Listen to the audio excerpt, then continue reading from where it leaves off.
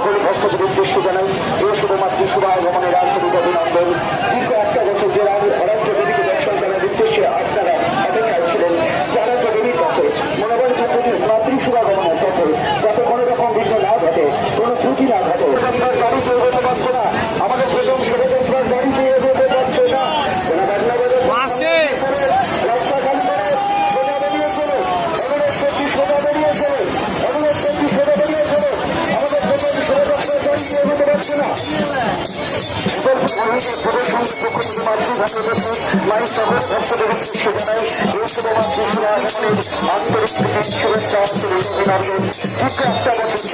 যারা দেবীকে দর্শন করার উদ্দেশ্যে আপনারা অপেক্ষা ছিলেন